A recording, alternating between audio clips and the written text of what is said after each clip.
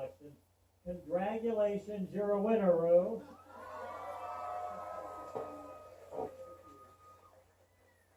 Thank you, everybody. I love you right back, baby. Everybody say love. Everybody say love. Now drive that down Hollywood Boulevard. Get your ass out of here.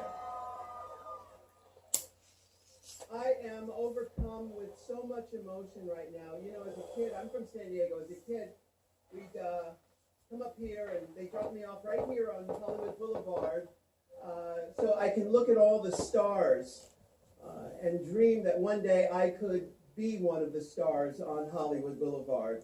In fact, you know, it was a dream that I wasn't sure how I would achieve it, but I had so much support from my family and from my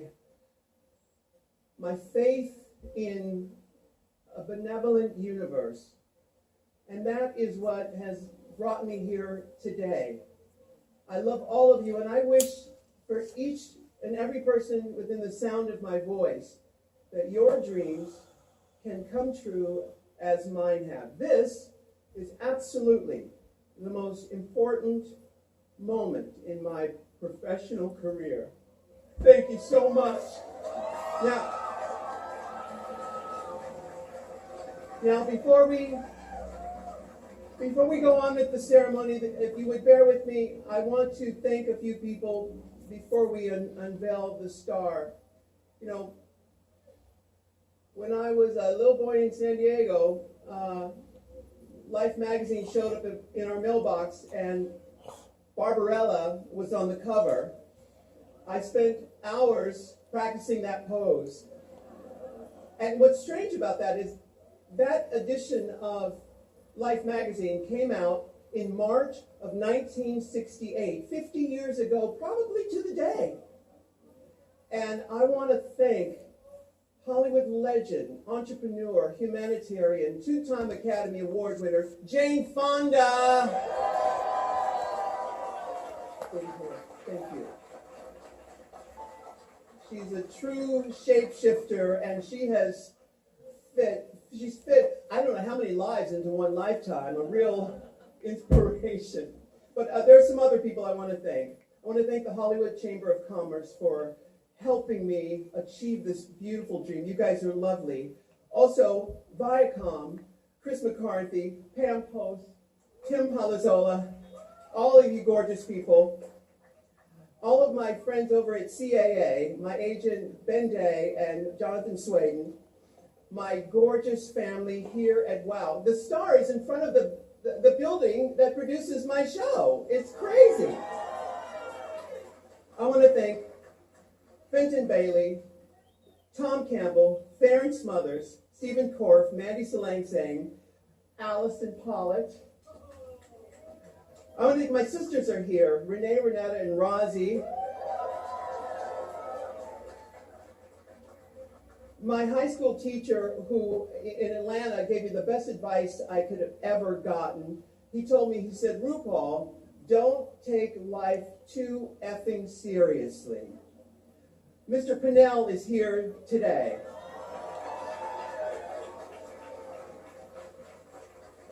I want to thank Matthew and Zaldi, who created the RuPaul look that you have all come to know and love. God bless them. Also, my right hand in business, Joelle Hawks. Please give her a big round of applause.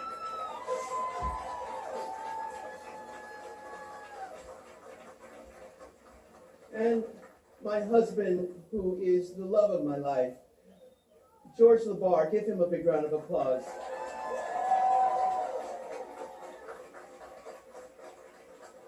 And there is someone else who I could not be here without. I wish everyone out there has a champion in their life, could have a champion in their life like this person here.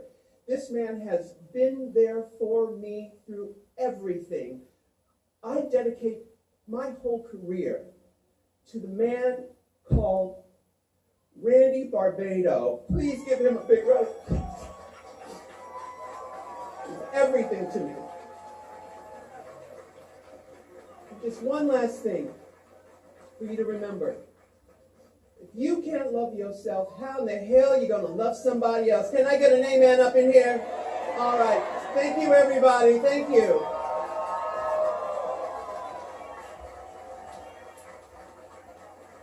Shall we unveil the star? Yes. Let's do it. All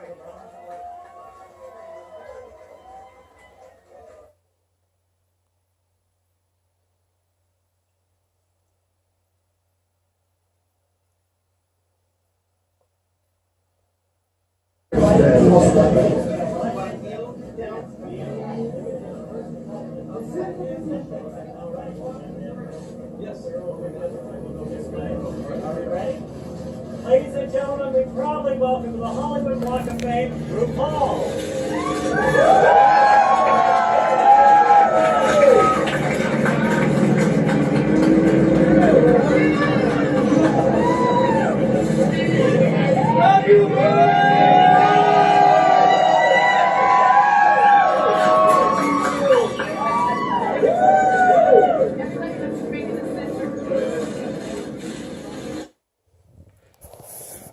All right, we back. So you gotta understand, Cat Williams, President Donald Trump, Kendrick Lamar, even R. Kelly. What's the nigga's name? The comedian dude, little short one, from Compton or L.A. Always, damn, what's that nigga's name? Anyways, you know what I'm talking about. Anyways, I'll think of it later. All these guys came up to me. You know what I'm saying? All of them. Whatever I touch just goes to gold. Not because, you know, it's just because who I am, okay? People don't know who I am. They don't know. They just think they know. Or was told to know, you know? The thing about it is, with RuPaul, with the RuPaul thing, her, we're in the Hollywood, D.L. Hughley, that's in there. And you would think it came through me. They came on base talking that shit. I was there watching them. Come on, that was in 93, 94. Anyways, that's a force Oklahoma. He remember. Anyway, that's another story. The thing about RuPaul, you know, it was like this, okay?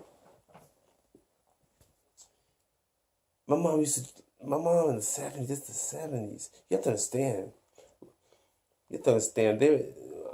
RuPaul, he's from that Creole era, you know, Louisiana Creole. That's why his name is RuPaul. Ru is from where they make gumbo. He's originally from Louisiana, like my grandma. You have to understand. See, y'all niggas don't know shit about nothing. Y'all was living. Just been told what to do and just do it, right? Y'all just go with the money, huh? Don't know nothing. You don't want to know. I feel you. That's how I was. But not really. I knew. I just didn't express it because niggas is crazy. You know. I just stayed low. But not really stayed low. I don't know. I just did my thing. I don't know. I didn't know no less than what y'all niggas done. I'm just trying to tell the story. You know. Help somebody. You know. Help me, nigga. You know what I'm saying? But what was I saying? Oh yeah. Come on, man. RuPaul did. My mom used to dress me up in like a little nightgown. Like I had been. This is the 70s. You understand all that dress cross and stuff. All that wearing that stuff. That stuff coming. You know that comes from home. They be testing these boys. You know what I'm saying? You have to understand. You don't know where something comes from. You don't know. You never know where something coming from and where a person's mind is at, where the person is going. These kids are directed to a situation. You're directed. People direct people to do something. You feel me?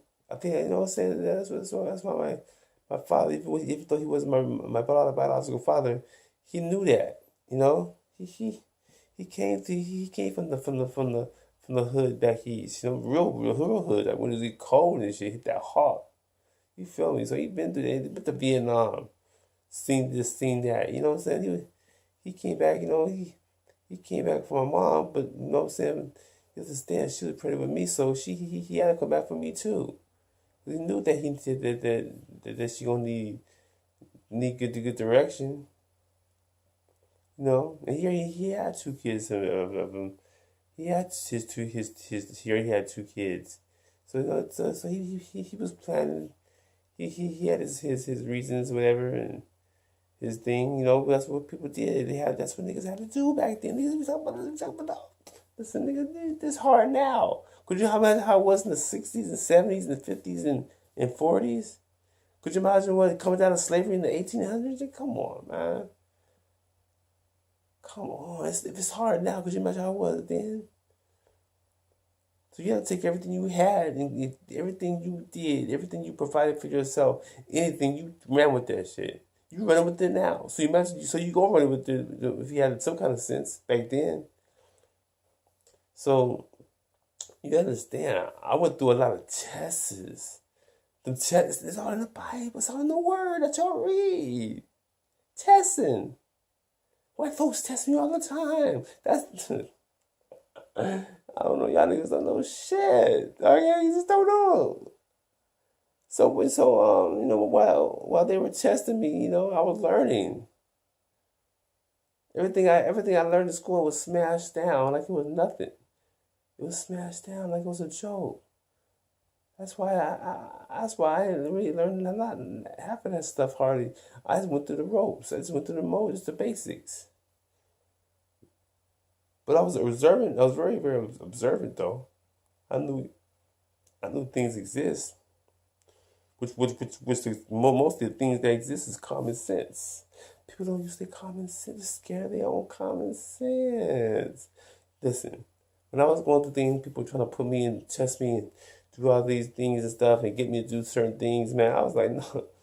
Hey, I go through the motion, but hey, you can forget about taking my soul and have me go to a certain direction. I don't put the slam down on you. Know why? Because I had a father who came back and directed me.